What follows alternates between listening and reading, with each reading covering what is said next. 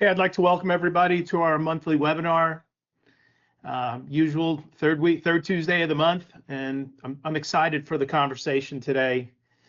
You know, the thing we've learned, if we've learned anything over the last year or so, is that the gold mine of data that lives in the customers and the conversations that we have with our customers is very rich.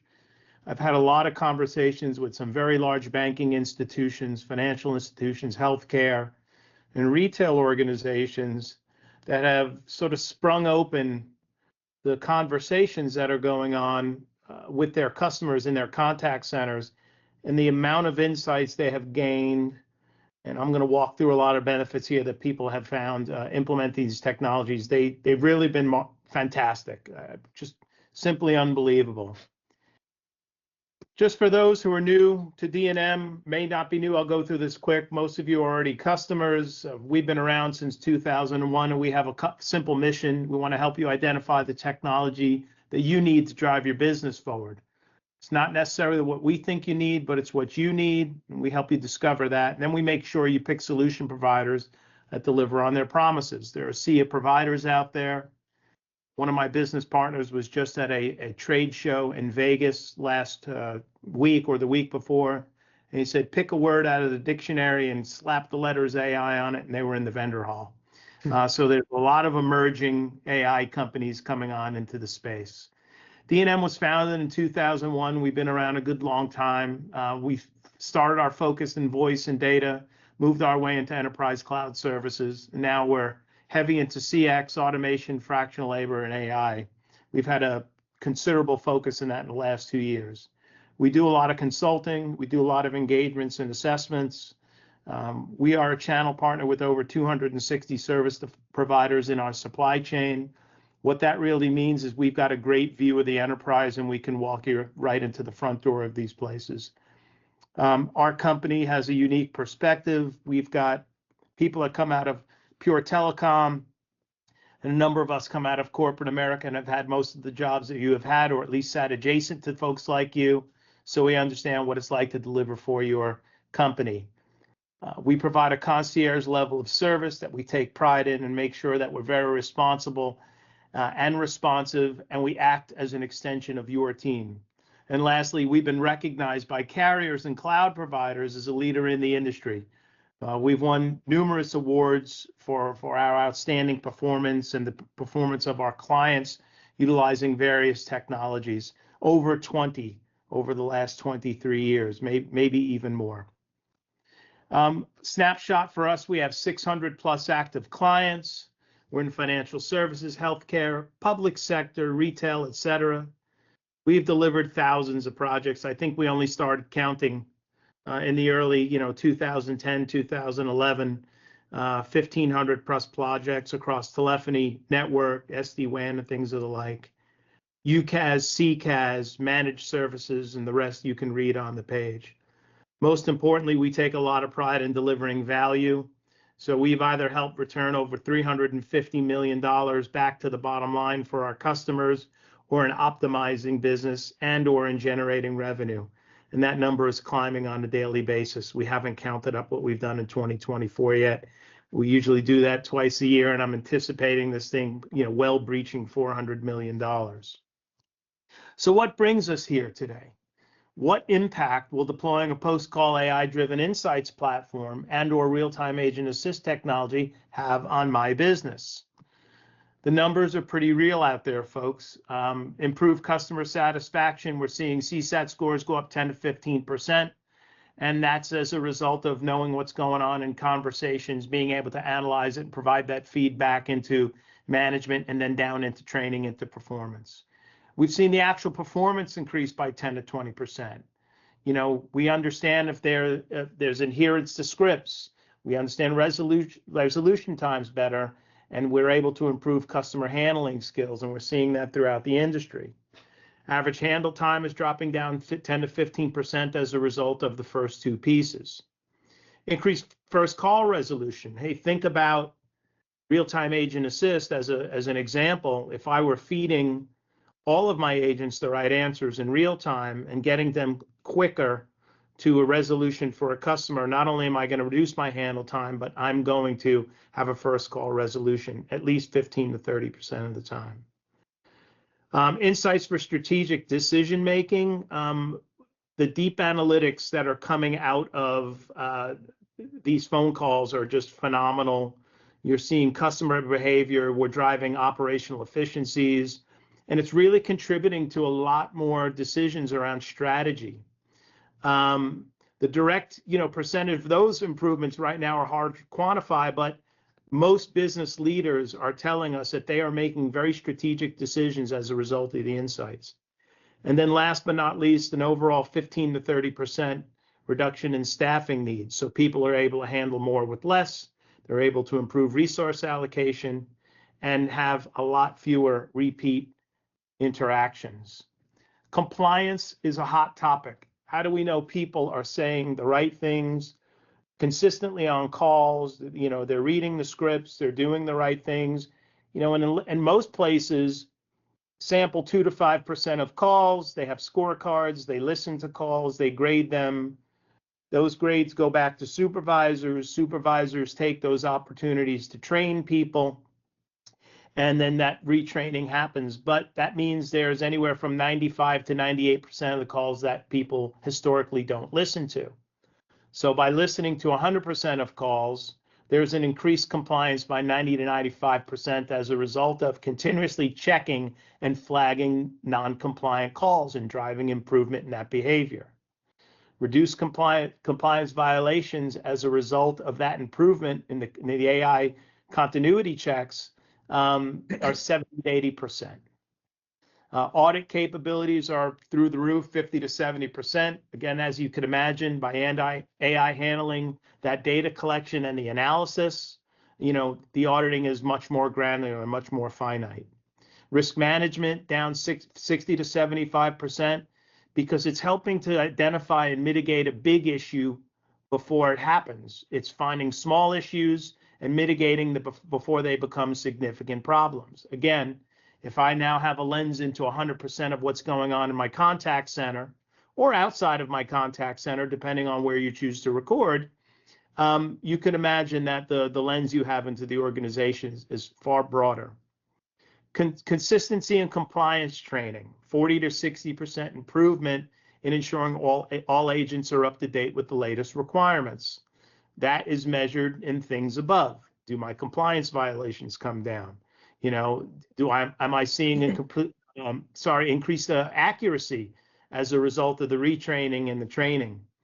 And then lastly, and this is a new stat coming in, just received from Gartner, reduced regulatory fines 50 to 70%.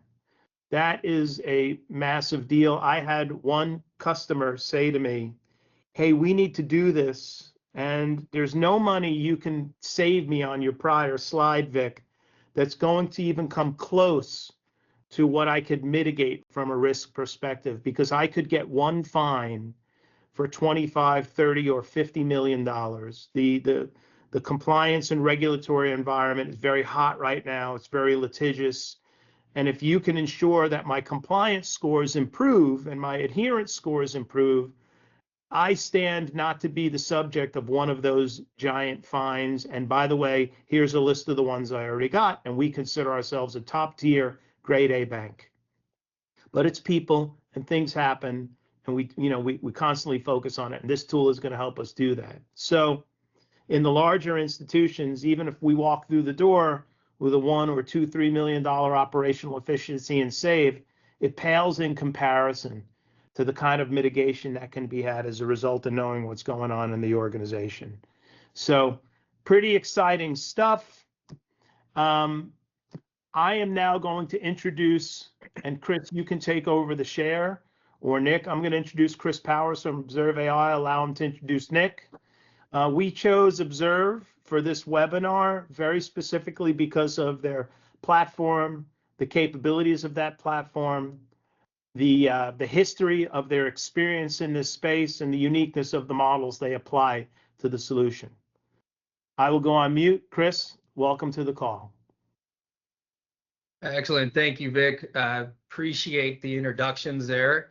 and the opportunity today to hop on and share, a little bit about Observe AI.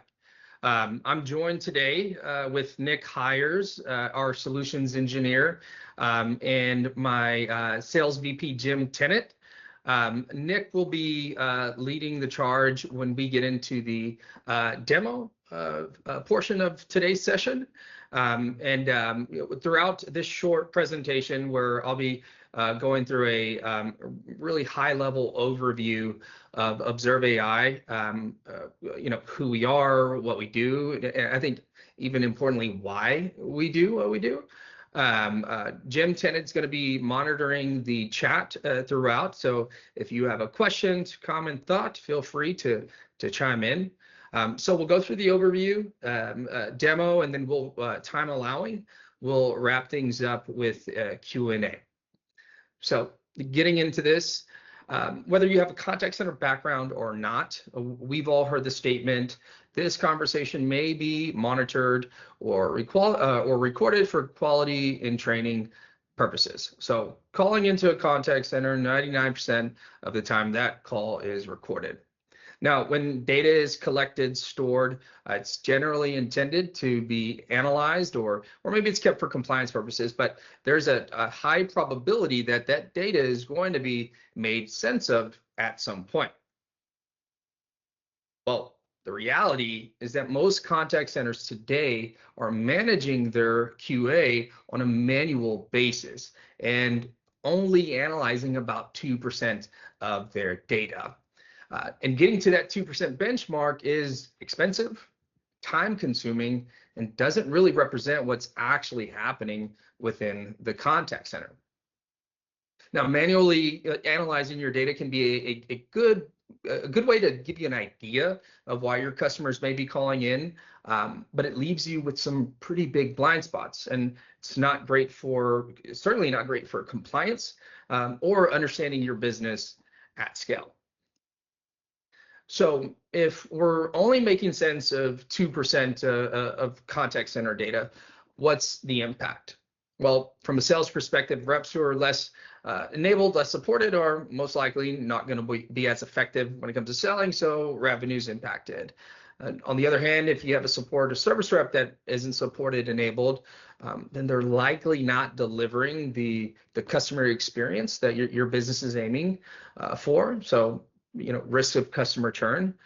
So lower revenue, customer churn, those costs alone begin to add up really quickly without even considering the increased compliance risk, where depending on industry, compliance fines can be in the millions, as Vic mentioned in his introduction.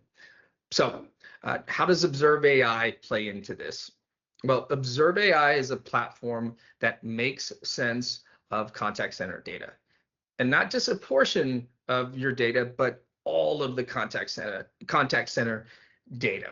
Now, to use an analogy, managing your QA manually is like searching with the flashlight for your data in a really large, dark room.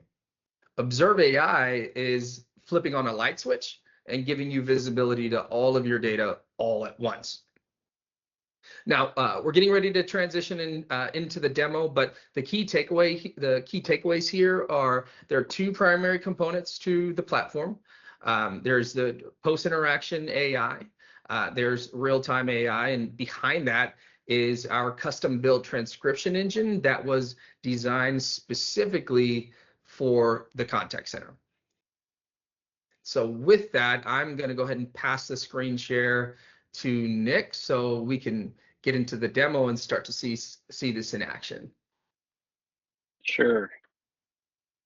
Thank you, Chris. Can everyone hear me? Yep. Yes, okay, we can. I just wanted to make sure. I wasn't seeing any little thing on my screen proving I was talking, so I just wanted to make sure before I got going.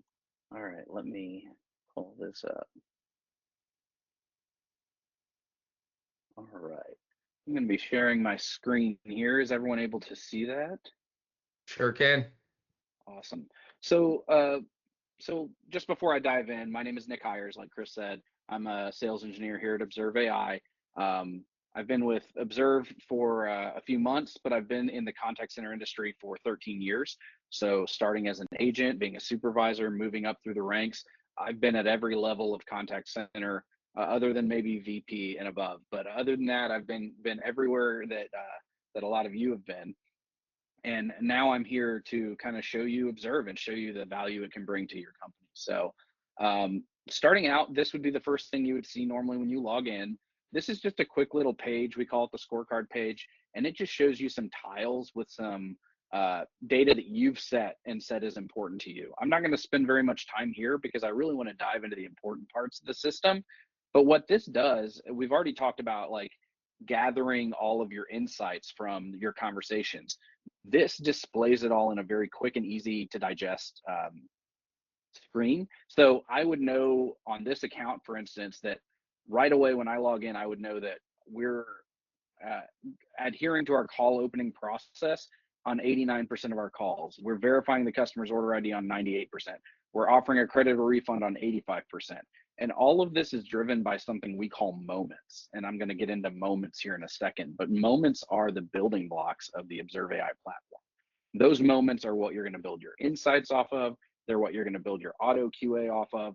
They're also what you can use to do like a real-time script, as was discussed earlier by Vic. So this is the initial screen. And then this leads you into our interactions page. And our interactions page has just kind of all the interactions that have come in listed.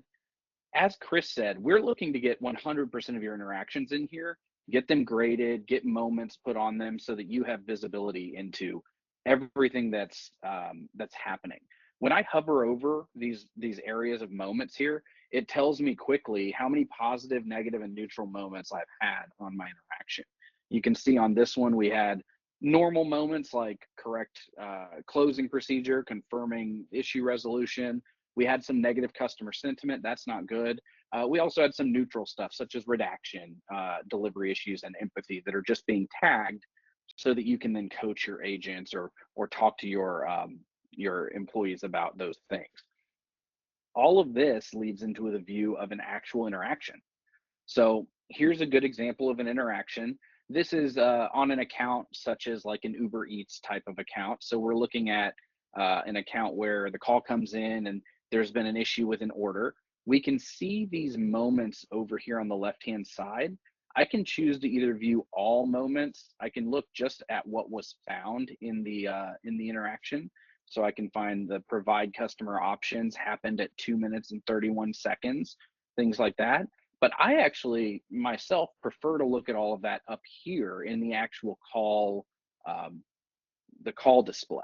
So we've got our agent side and our customer side, and I can see by looking up here when the call opening occurred, when we were notified this was an incorrect order, when the correct hold procedure was done.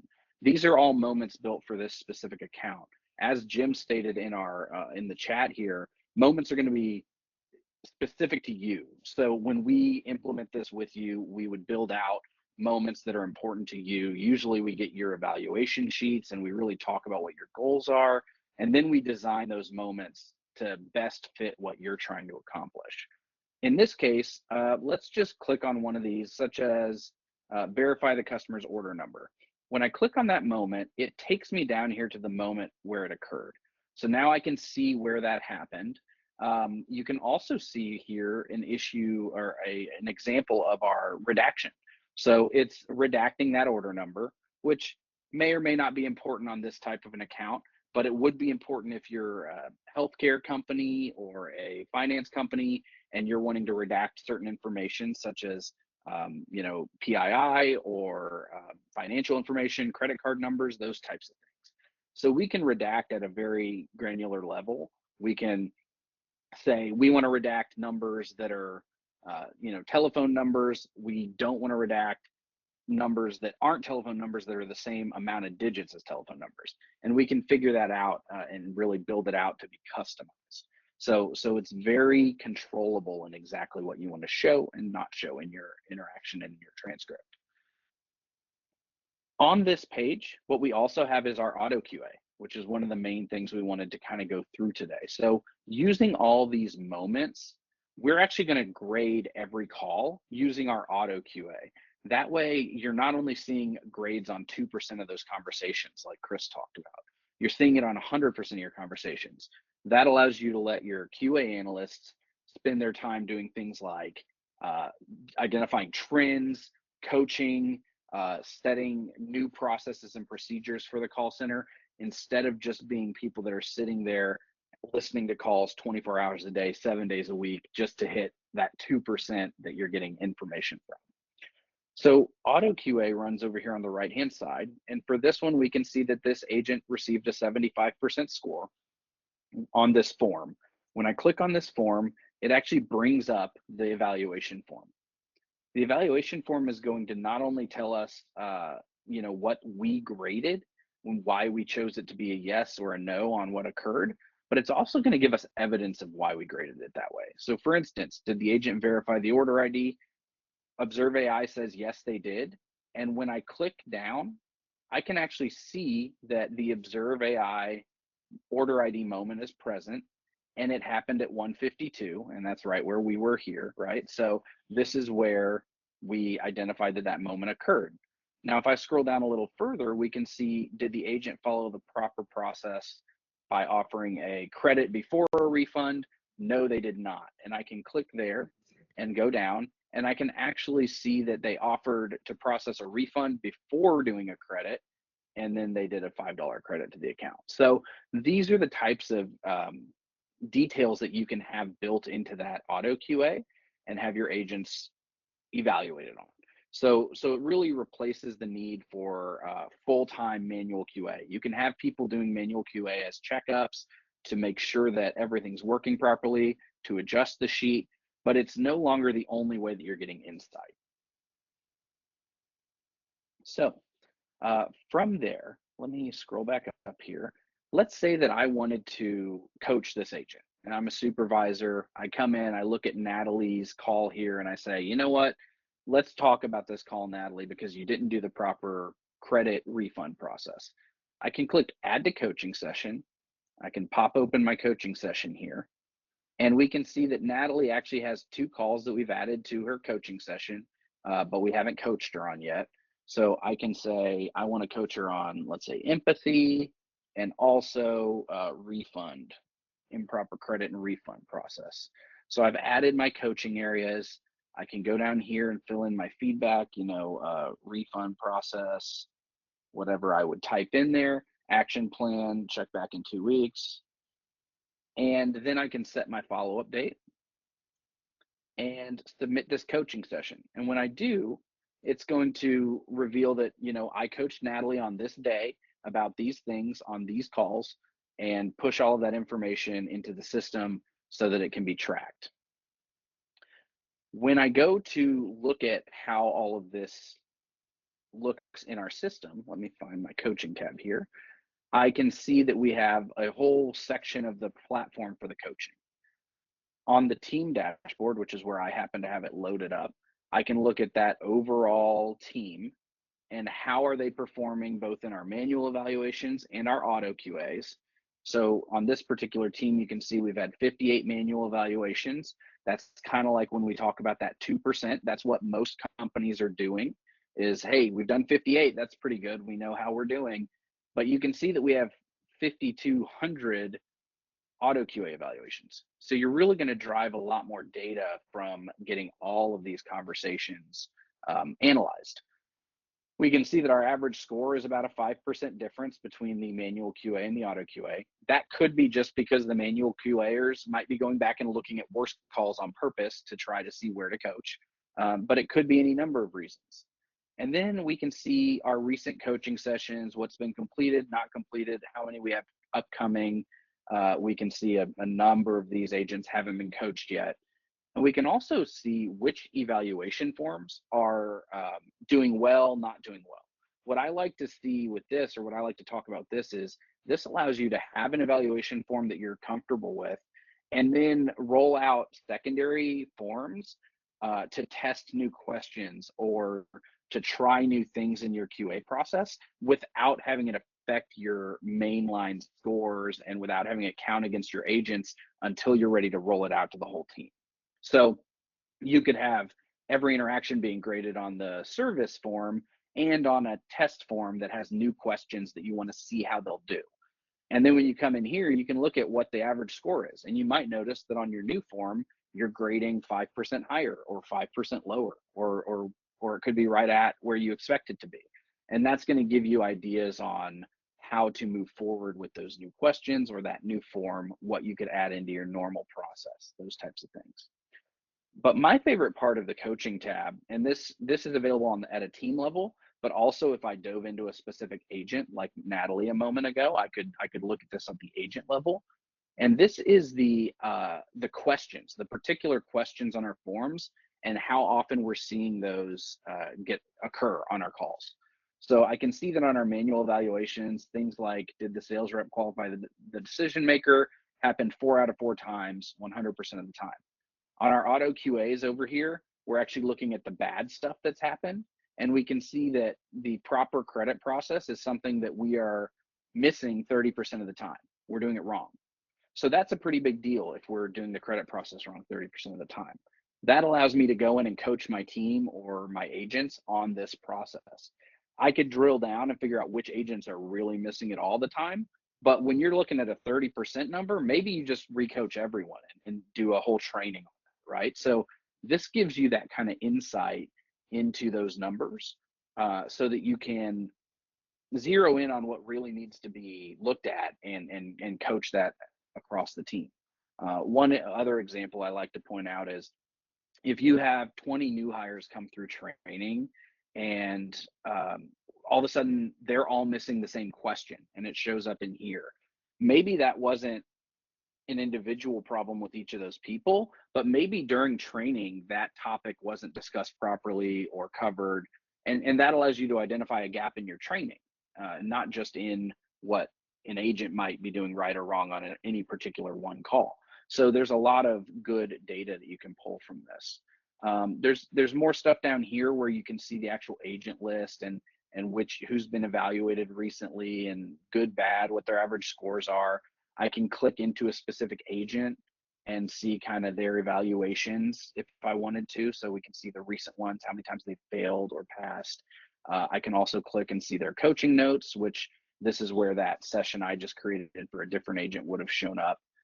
So all of this is tracked in the platform for you. Before I move on, I just want to make sure that I don't see any questions in chat, but I just want to make sure there's no questions. And then I'm going to dive into moments, which is kind of the building block of the whole platform. Don't see anything in the chat currently, Nick, so we can keep Great. moving.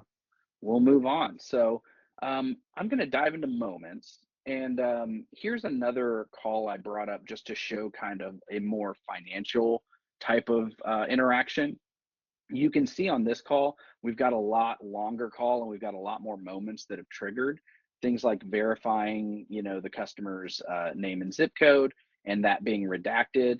We have a lot more redaction further down in the call.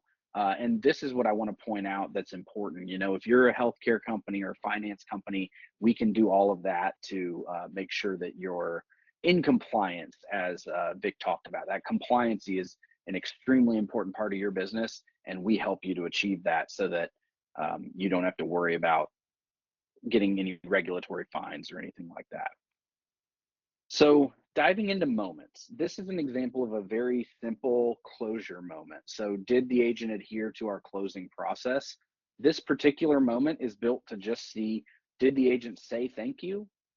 And did they then ask something about, do you have any further questions? Let me know. Do you need more assistance? Those types of things. So this is an example of a simple moment that kind of has keywords and phrases to build it out. What's nice is if I were trying to build this moment and I didn't really know what else maybe to put here besides thank you, maybe I don't want to script it that detailed, I can go down to explore key phrases and I could say, give me examples of every time someone said, have a nice day in my account. And it'll search through my interactions on my account here and pull up those interactions. So we can see that in 658 of our interactions, someone said, have a nice day. So that's less than 1% of our interactions. So maybe that's not important to be in the moment. Maybe it's not something that we're seeing all the time. However, down here, we have in 52% of our interactions, we have a great day or great day. So maybe I would want to add that instead. And this, I can click there, and then I can actually view the evidence for that, and it'll pop up those interactions. So this is a nice AI way to search through your interactions and find good examples on how to build those moments out. But then we take that a step further, and we actually have these new generative AI moments that allow you to use natural language to build out a moment.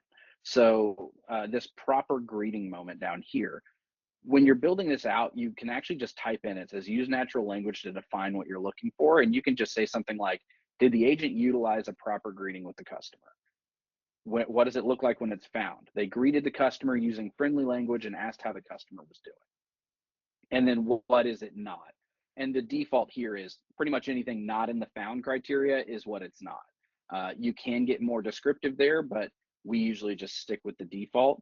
I can click preview and it'll once again run through my interactions here and show me moments that this is triggered. And then I can go through and build the confidence on this generative AI moment by saying yes or no, I agree with you. So this is saying the moment is present in this interaction because they said, thank you for reaching out. My name is John. How may I assist you? I would say that that's a proper greeting. So I would say yes. I can go down to the next one. It's actually the same interaction just because the demo account reuses interactions. But the point is I can go in and say yes on however many of these. And then if I find somewhere it's not, where I don't agree with it, I could say no. And it's slowly building this moment confidence. By the time you've done that with 20 or 30 unique interactions, you're going to be able to build this up to like a 95, 98% confidence level that this moment is going to find interactions and grade properly based on what you want it to do. You also can build moments using generative AI prompts and using the keywords. And this is an example of a moment like that. This is a moment about clear and articulate speech. So anytime that we're detecting the customer saying something like, I'm having a hard time understanding you, can you say that again? The connection seems to be poor. Can you speak up? Or we're detecting on our end on the transcription that the agent is unclear, speaking softly, or where's my little bar to scroll over here, or the agent is speaking too fast, we're going to trigger that moment on our own. So this gives you the keywords and it gives you some generative AI looking for these speaking too fast, speaking too softly, or unclear types of moments. And that allows you to really identify these agents who maybe are not always the clearest with the customers, and then you can coach on that to make them better. So that is moments. Now I want to get into insights a little bit before the demo is over.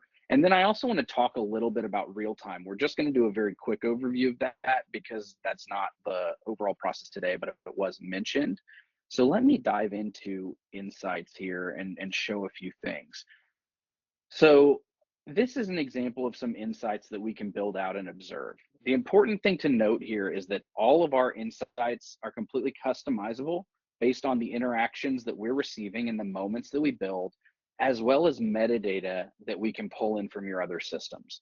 So if you're using Salesforce or Zendesk or some other platform to store some data, we can pull from that and use that to also help us build reports and insights here. A good example of that is down here. I skipped straight to these churn indicators. If you're doing sales and you're trying to figure out what our churn risks are, this is something where anytime a customer churns in our CRM and that's flipped, that switch is flipped and marked, we could set the system to go back, look through those interactions that we've had with that customer in the last 2 months and see what kind of indicators there might have been for that churn. In this particular case, we can see going back and looking, we can see that 50% of the time they're mentioning a competitor at some point before they churn. They're talking about switching to Uber Eats specifically on this account, or they're just calling in to cancel their membership. when they're doing those three things, those are high indicators of churn for this account. We can also look at things like defects. We can look at escalations, but at the end of the day, it's not about one of these reports that I'm showing you. It's about the overall amount of data that we have access to and the types of reports you can build. So this is an agent CSAT score. So we can go in and see what agents are getting what types of CSATs based on what types of calls and how they're doing that. We can see the CSAT scores up here are which agent is doing the best and the worst in those evaluations. We can see behaviors. When we're getting bad CSATs, what behaviors are causing those poor CSATs? And so all of this is data that's going to be valuable to you. We help you build all this out during implementation, so we don't just throw the product at you and say, have fun building a bunch of reports. We're going to help you do this. But this is all very rich data, both from your CRM and from the insights we're transcribing and using with our moments that can help you identify those either sales occurrences that you want to make better, or customer service things like CSAT, or compliance things. How often are we seeing a problem where this particular moment is coming up? A moment of, did they give this disclaimer? You know, you have to give this regulatory disclaimer. If we're seeing that that disclaimer is given on 90% of our calls, great. But what about the other 10%? Because we're supposed to be giving it on 100% of our calls. So being able to go in and build reports that are that granular and pulling out that exact data is what all of this leads to. And as I scroll through here, you can just see other examples of reports that are built. This account has a ton of just generic reports built around it, but all of this would be customized to what you tell us is important for your business. And that brings me to kind of the last thing I'll talk about right now, which is real time. Real time is everything we've just talked about with our post-call product, but now what we want to do is take that and stick it in front of the agent during the call. That way they're not having to be just graded after the fact, but hopefully we can coach them in the moment to adhere to the script properly, to read the proper regulatory or compliance alert, to dynamically prompt them if the customer says something like, I'm really concerned about the price that you're offering me, you know, or has some kind of an objection. We can have it pop up with a dynamic prompt saying, here's the customer objection, here's a good way to respond to that. And all of that looks like this for an agent. It will live here on their screen in a little bubble, and they will have the ability to read off these things as they occur. This particular case is kind of a finance case, and we can see that it has a disclosure. It has, this is an attempt to collect debt. This is something that has to be said for compliance reasons, and they have to declare the outstanding balance. If they don't do these things, they're going to not cross them off of their little checklist here on their screen, but also those things are going to get dinged on the back end when we do the post call. So you're going to get that data that we were just talking about in the post call telling you that this thing did or did not occur, but this helps the agent to actually remember at the time that things need to happen. So they're not just relying on the coaching that happens once a week or once every 2 weeks from their manager. They're also able to just in the moment see, okay, I need to remember to say this thing. I need to remember to declare the balance of the debt, those types of things. And this is an example of what that looks like.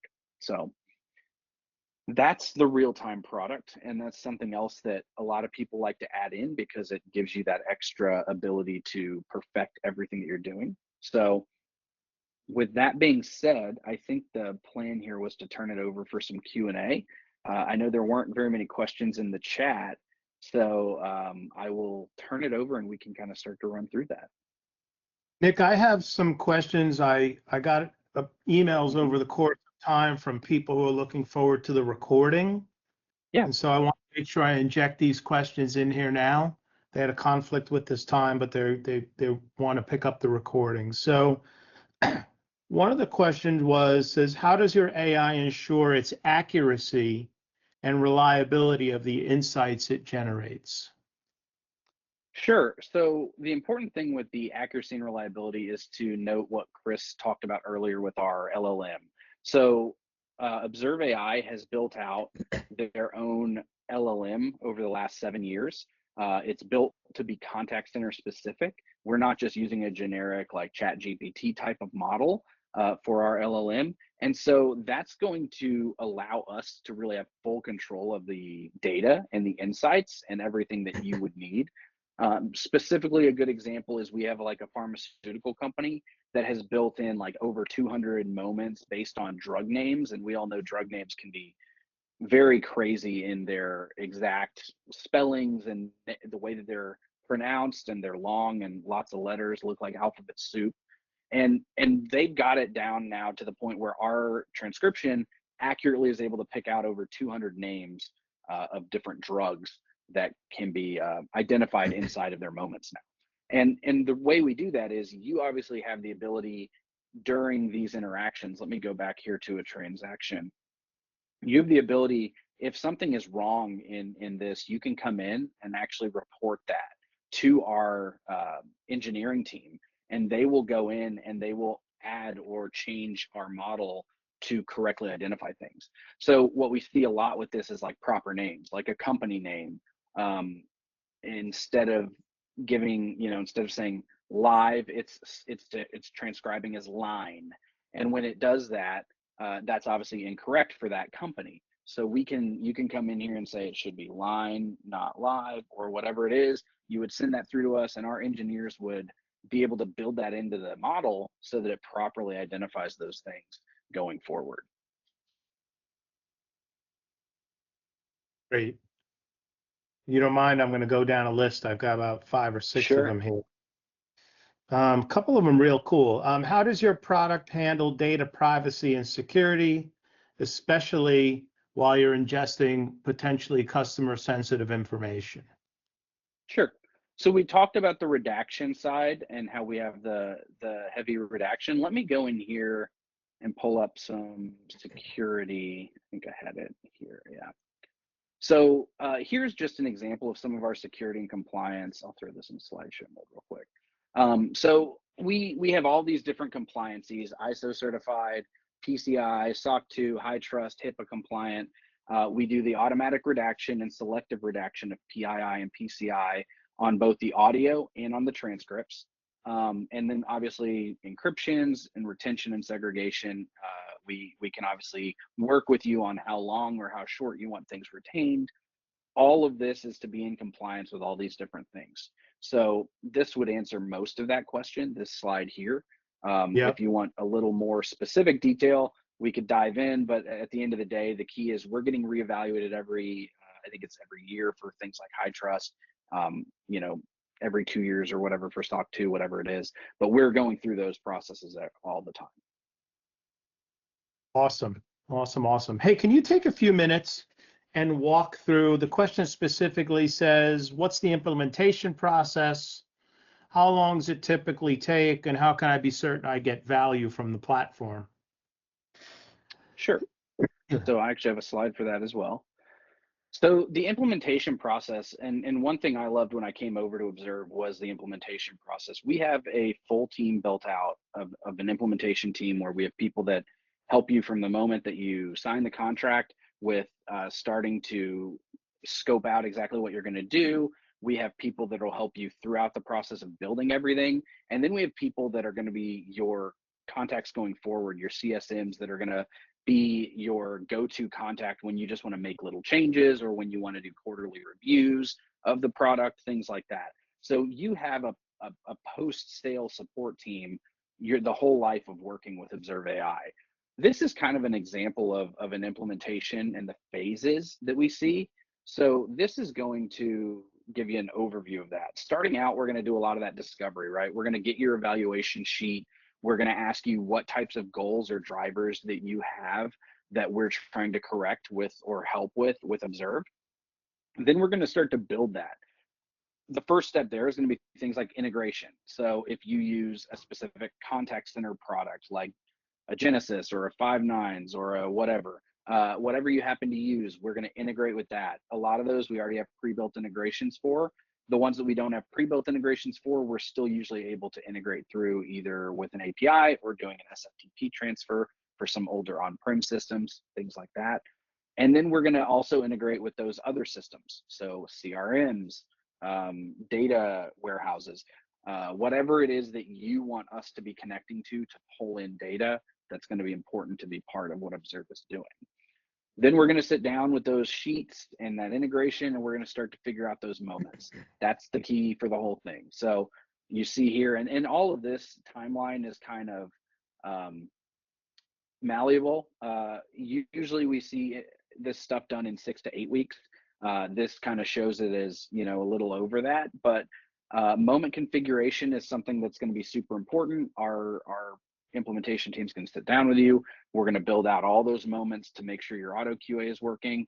We're going to do testing at that point. So we're going to run previous interactions. Usually when you join, we go back and grab some of your old interactions for the last few months. We're not just starting from day one. We're actually getting all your call recordings for, let's say, like 3 months. And that way we have kind of a backfill of interactions to run things through and see how calls would be graded or what moments might be important. We're going to do all that. We're going to do testing with you, make sure that you guys are familiar with the system, make sure you're trained up on how to build moments yourself if you want to, or build reports, or do whatever it is that you want to do in there. Then we're going to obviously do the training and nesting period. And then we're going to build out those auto QAs and the QM reporting. Kind of it's the last phase of implementation. Awesome. Another question here is, I spoke with my rep at D&M, and they started discussing with me a proof of value process where you would ingest calls up front and give me some insights. Can you explain that in a little bit more detail? How long does that take? Is there a cost, and what can I expect? Yeah, so for the post-call product that I kind of ran through today, that's something we do on a lot of our deals is proof of value. And what we normally do there is we ask for you know, a subset of your calls. We take them, we ingest them through, and then based on the goals you've told us you're trying to provide, kind of like we just talked about with implementation, we run those through and we try to identify some of those trends. So we might go through and build a few key moments. If you tell us one of your biggest things is compliance, you know, that's been a big talk on the call today. We might go through and try to find 20 examples where compliance was not followed properly. And we'll build a moment that we can show will immediately trigger on all of those 20 examples, right? So we go through and we kind of prove to you how this will work once it's live with some previous interactions that you've had, so that you can have faith going forward that it's going to do what we say it's going to do. The speaking about cost for that, it kind of depends on what different things you might want to do in a proof of value. Most of the time there's no cost for that, other than if you're trying to do, like, for instance, real time. I talked about real time at the end. There's no way to really do that with previous interactions. We can do a custom demo of it, but we can't really run data through it the way we can the post call. So if you wanted to do like a real-time POV, that's usually going to be something that has to be actually built out, and it's going to incur some costs. But as far as the post-call interaction, usually that's just something we can roll out with you. Your sales engineer, like myself, would help do that. We would have someone on your side that would be our contact, and we'd be kind of going back and forth. What are the goals and objectives? We usually have kind of two main things that we do with that. We usually do like an executive summary, where at the end we can read out, here's what we found. Here is, you know, on 13% of your calls, we noticed there were compliance issues. Here's some specific examples of those. Here's how much money that could save you if each of those compliance issues just dinged you this amount of fine, an average fine. Here's how much money that could save you in a year or 2 years or 3 years. And we build all that out in a nice report for you to be able to look at and see how everything would be. Awesome. Does that give you a good example of the POV? Okay. I think that's great, and I'm glad we captured that in the recording for Brian. We have one last question here. It says, I'm in financial services. We have a call center. We do things like banking and credit cards, etc. Can you share a case study or a success story from a business like or similar to ours where Observe has installed this product and you have found success. Yeah. Chris, do you have a Yeah. case study for that? Yeah, here, let me stop sharing and I'll turn it over. Yeah, I'm thinking through the customers that I'm familiar with, and I was prepared today to talk through a customer story, not one specific to a financial center, Vic. So Jim, is there a financial customer of ours that comes to mind? Yeah, there is a story that I actually really like to share. And this gentleman often is seen at some of our events talking about his personal experience. A company called Daily Pay. And what Daily Pay provides is financial assistance for folks that live paycheck to paycheck, but need that money in advance. And during COVID, when so many people became unemployed for a variety of reasons, they just could not staff the agents in their contact center effectively enough and efficiently enough. Post-COVID, the same problem. How many agents now have we hired? How do we coach these people? Observe came in and was able to ascertain the milestones and the questions that they wanted these agents to ask, enabling them to be ramped up, trained in a much quicker period of time.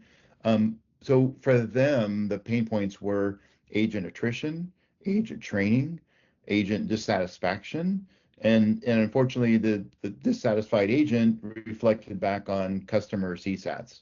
So at the end of the day, it was a business operational piece that observed, as Chris and Nick have articulated, every call is recorded. So using that data then to surmise those agents. And at the end of the day, the agents that they did end up hiring and almost repurposed for different roles are now actually AI analysts that actually look at the data. And we often find customers that have this information, they don't know what to do with it. And so to Nick's point, he talked about that customer service manager.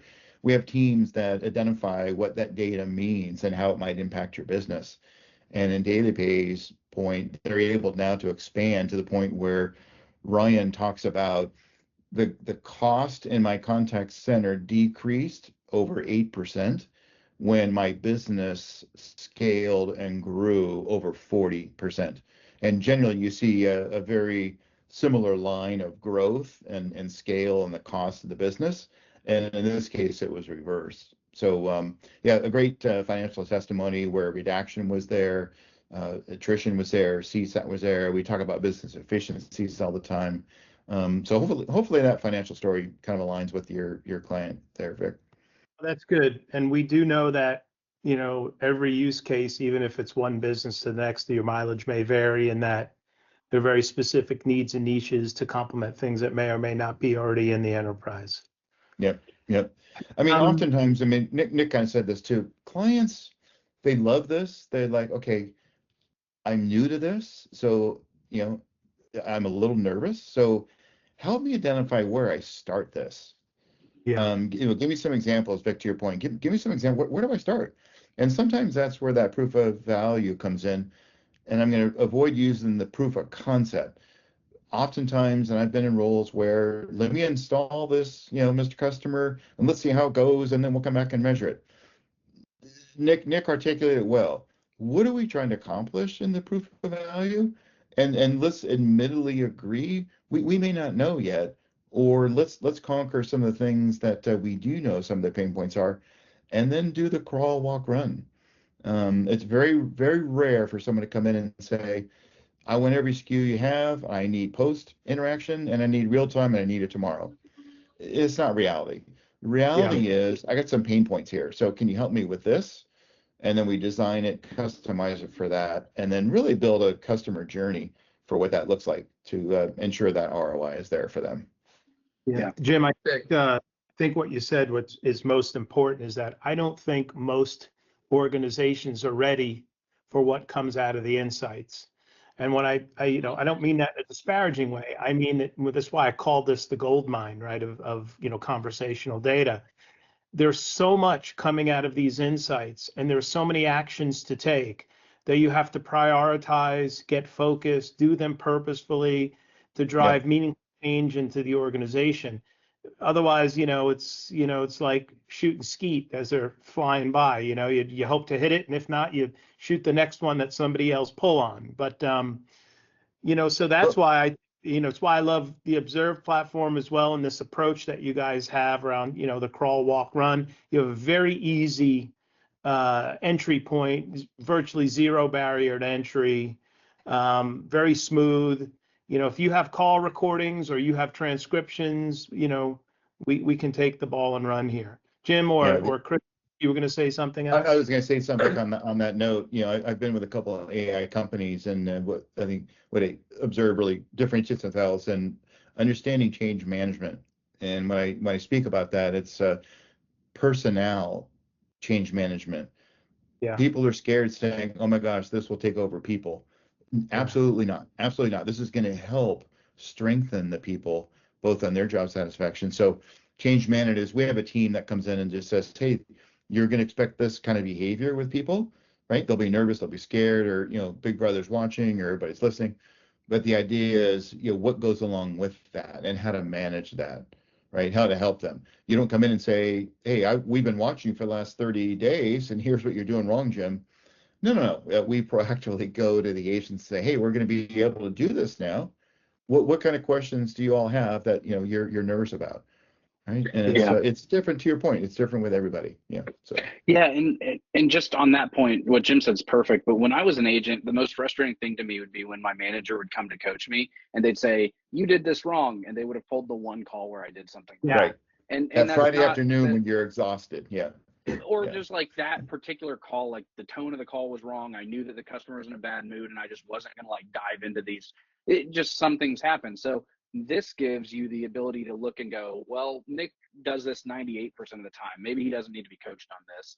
Maybe we should find where he is lower in something and coach on that. Right. And it gives you that ability to see that. That's the difference. You're not just guessing based on one interaction you listen to. Nick, you know who hates that worse than you? The C-suite when regulators come in and choose that same one phone, right? Yep. Because they don't have a full, depth and breadth of what's really going on in the organization with a small sampling. I said 2 to 5% sampling. We left an on-site with a company 2 weeks ago. They do 1.5% sampling, just so massive. There's north of 100 people in that work because there's just an inordinate amount of phone calls and interactions going on there. When I was a manager, we were told to listen to 2 calls per agent per week. I had 24 agents. That would have been 48 calls a week. I listened to maybe 4. I did not have time to do 48 calls a week. Now, we had a QA department that their whole job was to listen to calls. But the point being, this gives you 100% interaction. So I could have gone in and gotten an overview of how Chris was performing quickly, effectively, and I could have been able to effectively coach him. That's the goal here. Great. Chris, any last words? Yeah, no, earlier I really appreciated the call out that, the use cases, amongst customers are going to be, different, even within the same industry. You have two financial contact centers, whether they be sales or services. Those use cases are going to be different. And just the experience, and that's just another value add that we bring to our customers. Today we have over 300 customers, 300 different use cases, 300 different methods and processes that we have in-depth knowledge of, and that's just more that we bring to our customers that we're onboarding. Awesome. Well, I want to thank the 3 of you very much for participating today and giving the customer base here a view. We've had all but 2 people stay on right till the end, so it's fantastic. Nice and sticky. Thanks to everybody that's on the phone. And the only thing I like better than ending exactly on time is giving busy people a couple minutes of their day back. So everybody have a great day. Summer starts in a couple of days. Enjoy the summer. We'll see you soon. Thank you. Take care, everyone. Bye.